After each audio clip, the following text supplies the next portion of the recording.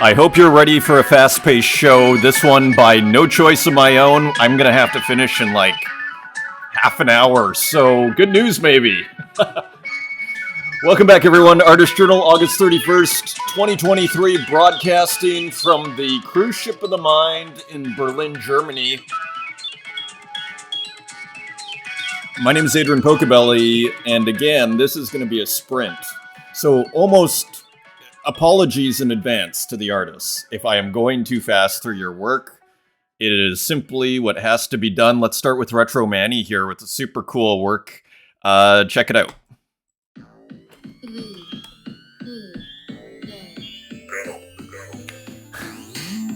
This is me right now.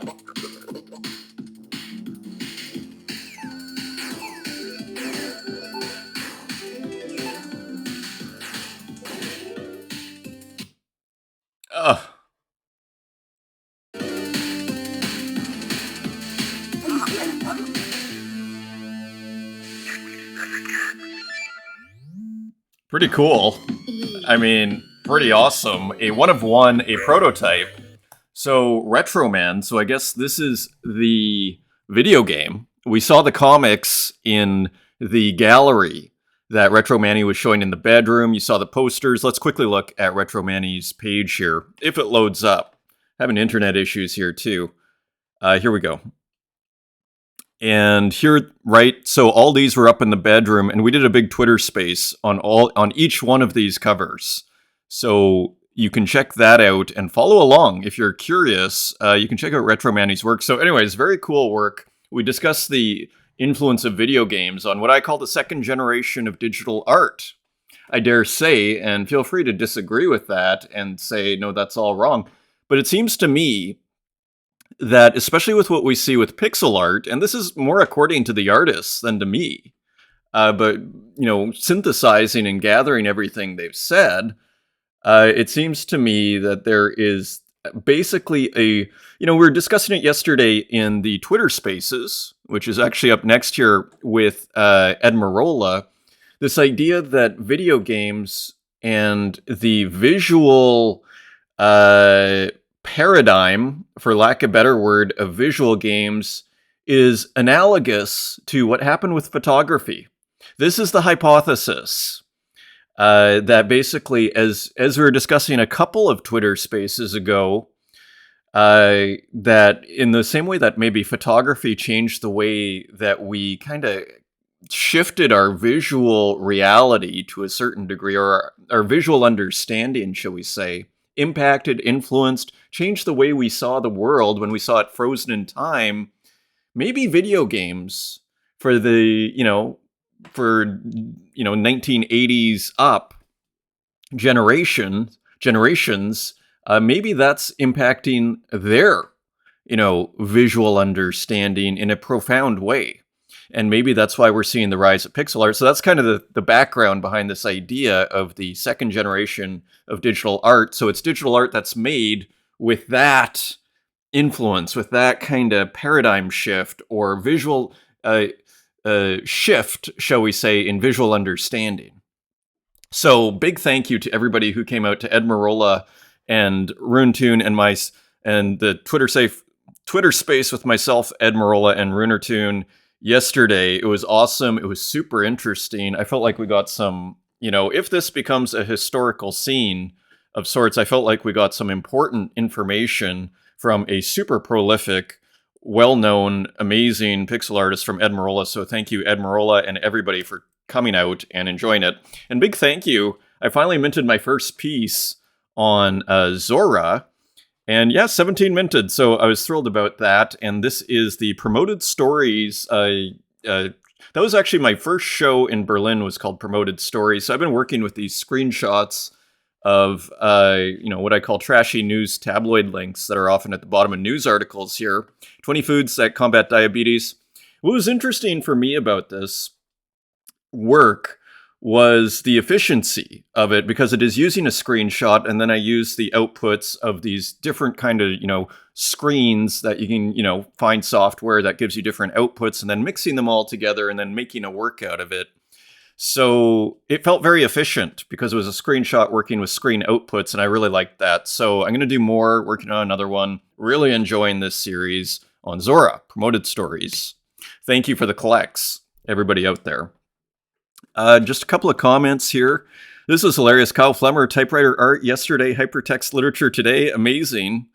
Glad to hear you speaking of unconventional literary forms and text art, as these are among my primary research interests. Also surprised to learn you studied in Saskatchewan. I'm in Calgary, which is probably the closest big city to Saskatoon. Shout out to Mom over in Saskatoon. Calgary is about 5.5-hour drive away. Happy to report that typewriter art and hypertext lit are alive and well in the prairies. So hilarious. Great show. Thank you. Thank you, Pee-Pee. It's a cow, not a donkey. And Fornax Void inspired Tradscape. That is very likely after everything we learned. So very cool. I mean, still very distinct styles, but you can see an influence for sure. And Cider Love Quampa. Yes, indeed. And we also heard from Demon Ego.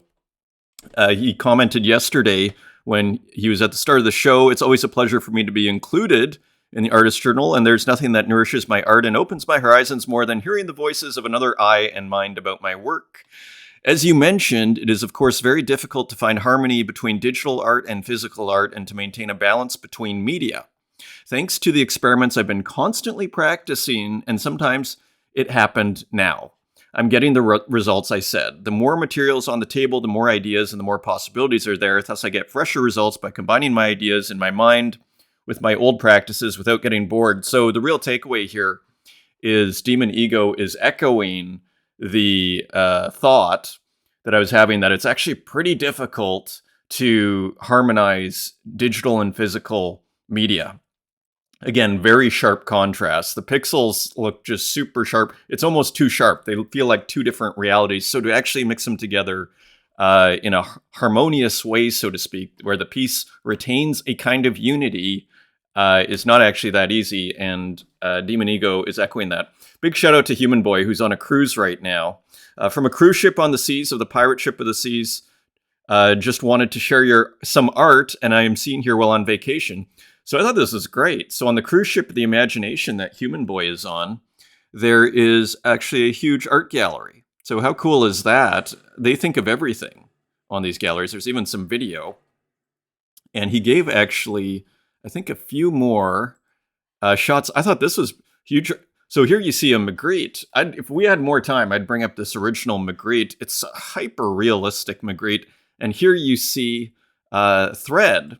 And again, this is, made of spools of thread, and this is actually something you can probably do digitally, and tapestry is a whole other, we saw Kristen Roos play with it, with the weaving of those pixelated works, so there's huge potential there, and I just wanted to highlight that. So very cool. Thanks for the photos, Human Boy. And here, it was in fact James and the Giant Peach, Tater Tots, at the end of last episode here. Really happy you totally got the Roald Dahl reference, and also correct about the oil pastels plus watercolors for background. Thanks again. So that is awesome.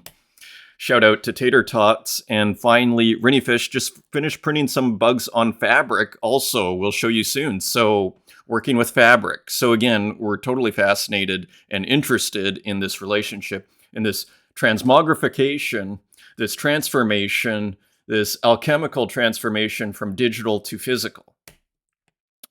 Speaking of which, in epic mode, Kareem Safa, look up Manchester. This looks like a whole side of a building has a Kareem Safa on it. I mean, wow. So that is pretty rad. So very interesting. Continuing on. And here we see more of digital art getting out on the scene. You see Uxine. You see Isolationists, thank you. And then you see Bazaya and you see Myth. And so just very cool. And Michele Colonna, who has his gallery, is actually a part of this. So I didn't realize that. So that is cool. So Krypton is started by my friend and avid collector, Michele Colonna. So we are a three-man team along with Adam Disbrow and I guess probably Mikey de la Creme. So how cool is that? And look at how great that looks. So give them a follow and maybe buy some of their work if you like it. And here's Michele Colonna's, the Colonna Contemporary Gallery. So look at how much Michele is doing. Really cool. There's a CryptoPunk there and some art on the wall. And we've seen this gallery before.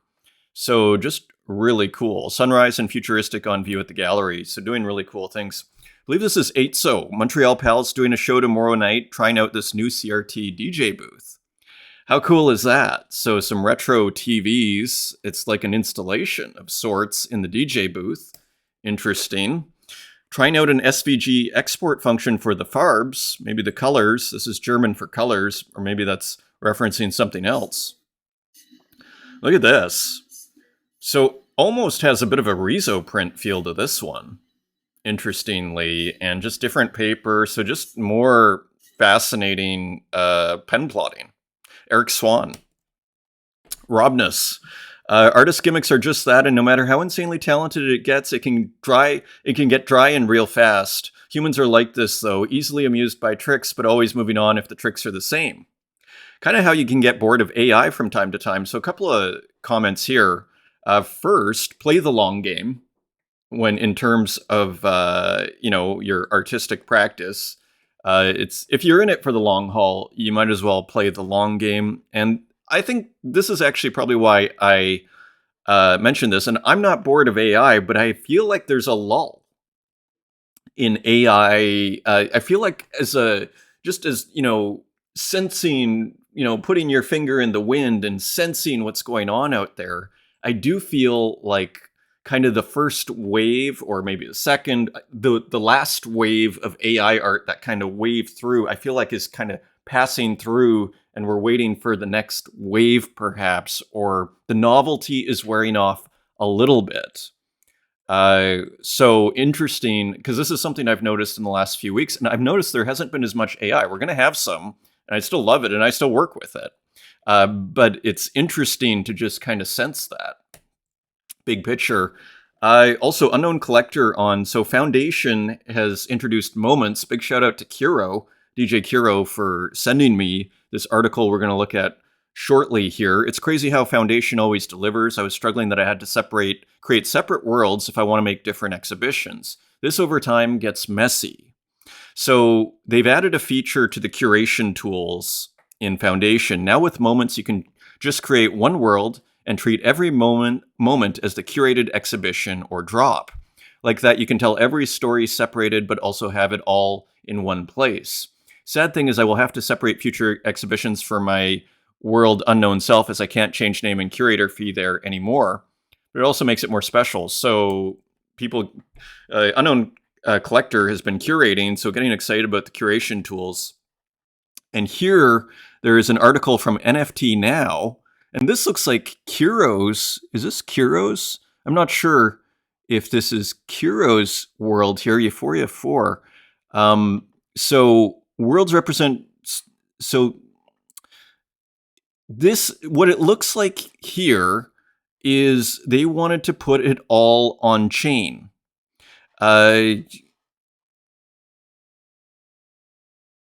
Where you can take... okay, here we go. Taking a closer look at World's latest enhancements, Moments, 3 key aspects stand out. The ability to schedule, promote, and track performance. So scheduling also enables world builders to curate a moment with their dashboard by selecting items from their inventory. So you can read the whole thing on NFT Now. But from the sounds of it, it sounds like what they're doing is they're keeping it all on chain. You can take your world with you, I remember reading, so you're not kind of stuck on Foundation necessarily. Like, they are making the curation. Here we go. We're designing worlds to be an on-chain protocol. Anyone can build on top of it. Your world is yours, and if we cease to exist, everything valuable about it would be on-chain and fully in your control. So that is really interesting.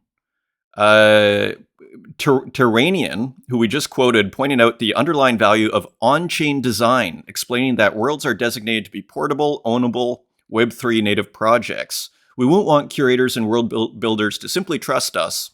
That's not a Web3 native approach to product design. So, you know, props and credit to Foundation, who continues to build for the artists and the curators first. Brilliant. On to our work here, as we are going to have to run through the last works here. Denny P. Thibodeau, aka Hasdrubal Waffle, with a few works here.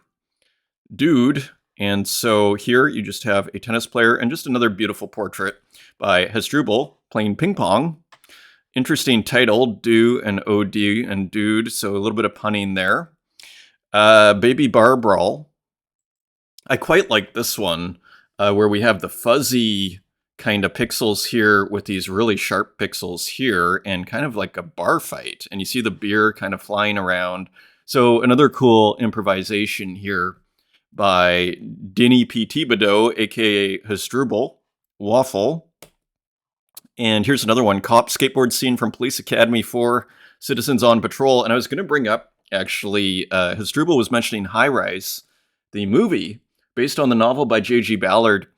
I haven't seen it, but I do want to see it after Hasdrubal was mentioning it. It was one of those ones I was kind of neutral on. Like, I was kind of interested, but I wasn't running out to go find it as a Ballard aficionado. But it's one of the funniest and best books. It's one of the most readable books by Ballard in terms of if you're new. Sometimes I recommend High Rise to people if they're new to Ballard and they're trying to get a sense of what he's about. It's actually a really good novel to start with. So also here, so Cop, here's another one. So Police Academy 4 is the reference here.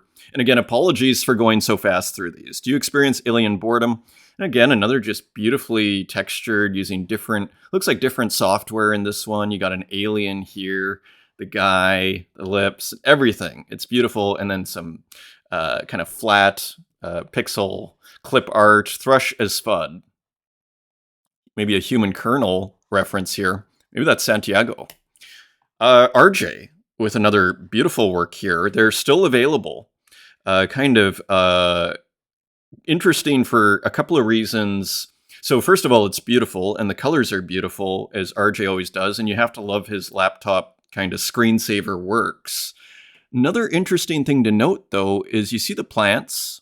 There's actually movement here, which is kind of different for RJ, and there's also a little bit of experimentation with slightly changing colors here too. So interesting experimentation here from RJ. The Purple Room still available on Primary for 15 Tezos. And continuing on, Cap'n put this out on Twitter, and I don't think this has been released. Sometimes Cap'n will release works like months before minting them. So that's kind of what this looks like it might be. Beautiful. A Day Inside a Dream.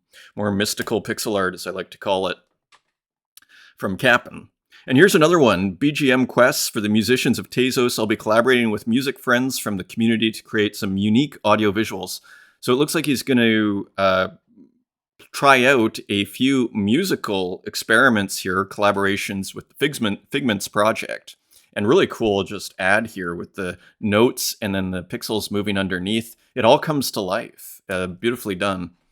Beautiful animations. Nocturnal Fireflight, a bonfire's ode to friendship. So this is with Empa Nalga. So already beginning here. And a campfire scene. Oh, we're going to have to run. But look at how great this is. The fire. I mean, look at how beautiful that pixelated fire is. Brilliant. Brilliant, brilliant. It's beautiful. So, awesome work. That goes for 2 minutes. Is that sold out? It must be. It's not listed yet.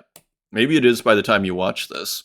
Mech.txt, I don't remember seeing this one. I mean, it's so prolific.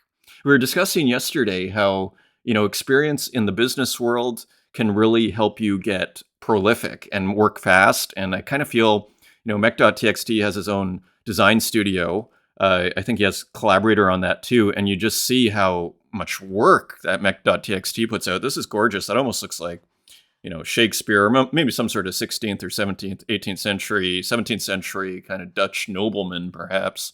Some meteors, classic reference, beautiful. Monuments.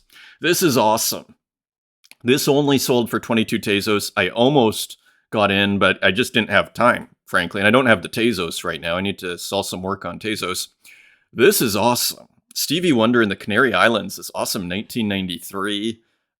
Cool, like maybe cactus tree or something. And Stevie Wonder, it almost looks like it was made on a phone. One of one. Portrait of Stevie Wonder at the Canary Islands. This is by Taste.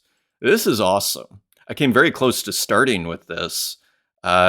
Beautiful, beautiful work by Taste. Really awesome. Again, 22 Tezos.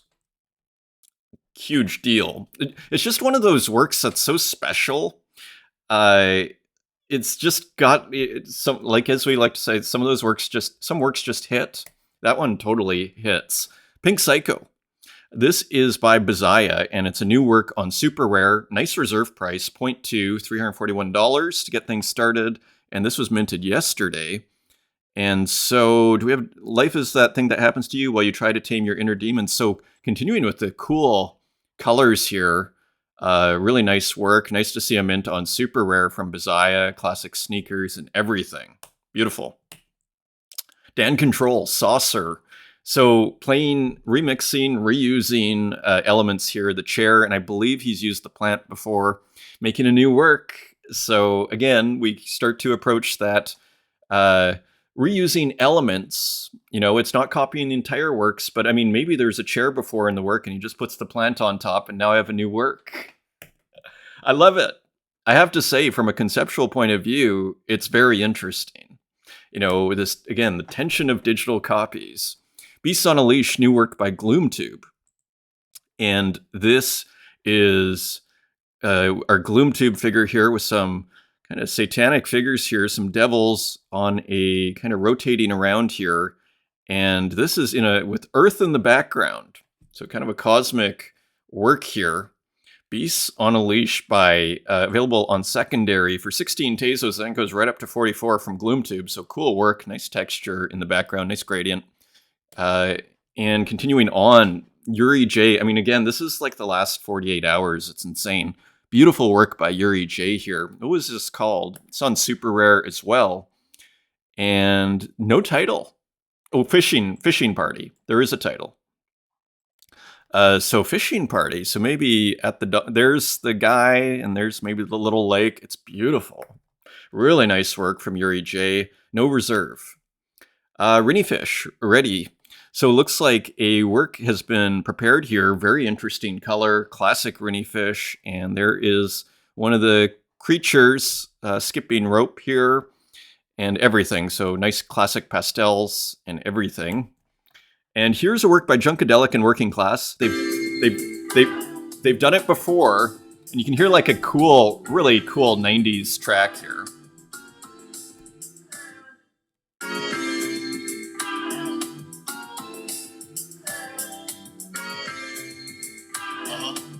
Fuck. We're gonna have to run. So very, very cool. Cool artwork here too. Great collaboration.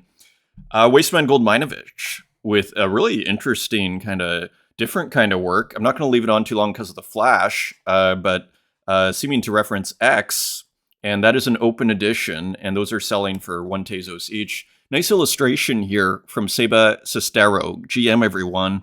Kind of this, just big, it almost looks like a Christo wrapping of sorts, but who knows? Just interesting surreal drawing by Seba Sestero. Haven't seen their work for a while. Good to see them. Turkarak, boy who looks like his father.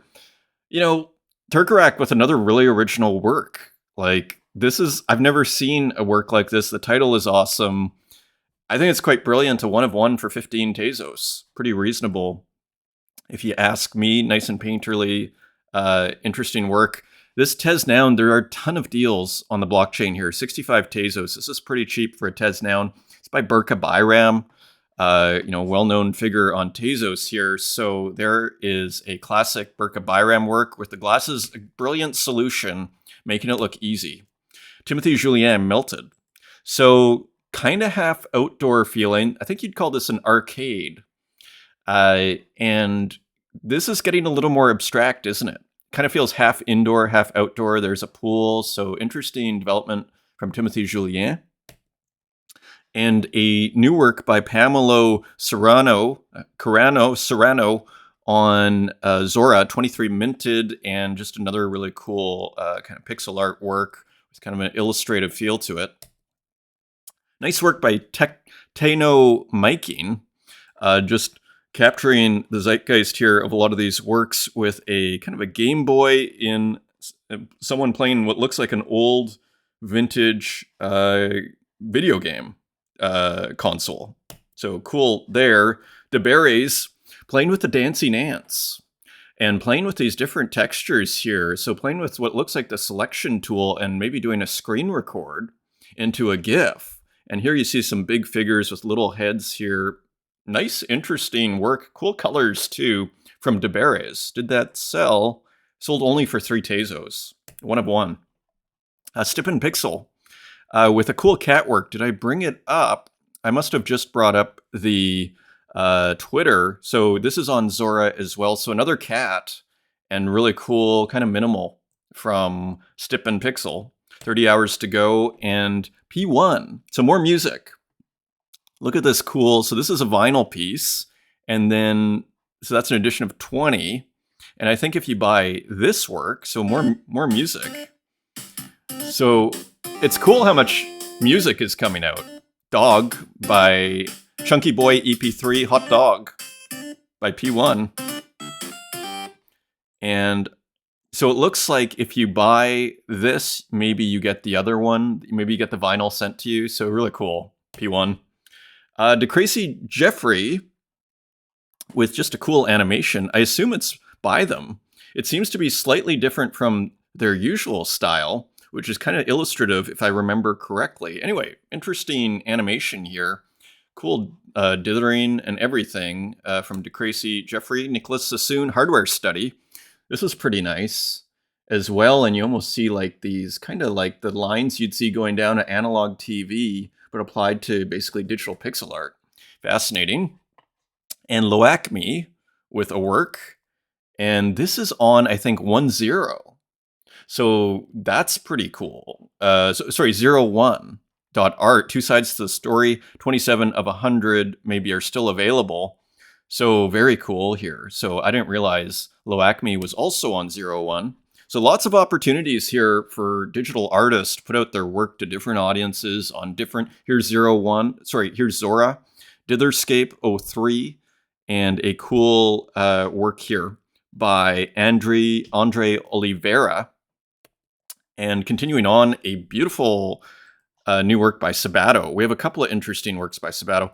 I love this series. It's again, like a lot, it sort of reminds me of the Corel Draw series in the sense that it's so different that you can be a little slow to get it, but over time, and overseeing more pieces getting released, you start to really enjoy and see where the psychological exploration that's going on here.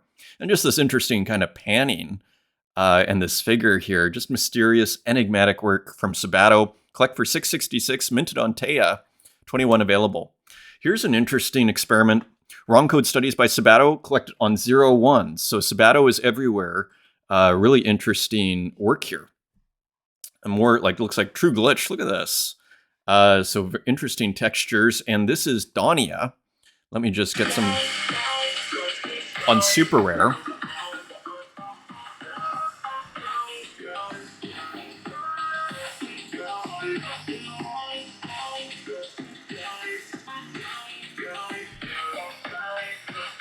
So more glitch art, this time on Super Rare from Dania. So pretty cool work. Kind of feels like pop culture-y, the music reference there. Not sure. 4.420, 4.2 ETH on Super Rare. Digital Daydreams. Cool title. Mika Aladov and Drain. So a collaboration here. And just cool, kind of similar colors that we've seen in the last 3 works as the glitch guys and girls and everyone, as they start to just, when they kind of glitch something, they don't control, and you just start to see like all of the colors come through. So interesting similarity in color content between these 3 works, isn't there? Continuing on, James James Usil, Felsenref after David Friedrich. So that is great. And another cool kind of glitch work with big chunky pixels. That is a 1 of 1, and it went for only 7 Tezos. So tons of deals out there right now. Here's a 1 of 1 from Atso for 25 Tezos, another cell phone. So we are learning the history of cell phones visually here. Cool masking and everything. This is by Ericsson, R380. And here's X-Mortal with a cool kind of classic flower opening segment, so to speak. And this is analog video glitch, is I think how you'd call that. That is available for 19 Tezos on secondary. So sold out for 5 Tezos pretty quickly there. But from X-Mortal. Dr. Version with a cool new work. This is a 1 of 1. Really nice kind of textures up top here. And again, kind of feels like, also like Yves Tanguy. And I'd love to bring up some of those Yves Tanguy works, the late ones from like the 40s, maybe even the 50s. Beautiful, surreal work, of course. Huge fan of Roberto Matta. Big shout out to Dr. Version. Spiegels Meskinen with a GLB. So a little preview of this GLB, which will probably be a 3D file that we're going to be able to, move around. Tukes, Sweet Dreams fam. So this may be older, I'm not sure, but I hadn't seen it before, so I thought I would add it into the mix as we move into AI here. And here's another AI work. I love the title of this, Artists and Their Problems. A brilliant title and interesting work, AI artwork from Tukes. And I guess that's the artist. And Evelyn O, tomorrow I will start a new collection. It's against common sense. It's raw AI. It's multiple styles. It's on ETH. And is it art? Syntax error.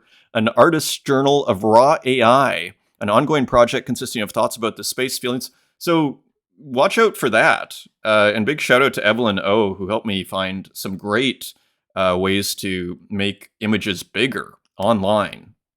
Very cool artist. Of course, you recognize this. This is Walk with Trap House, and this is beautiful. I feel like I've seen it before, but I'm not sure, and it's so beautiful that I want to show it again. Look at how brilliant.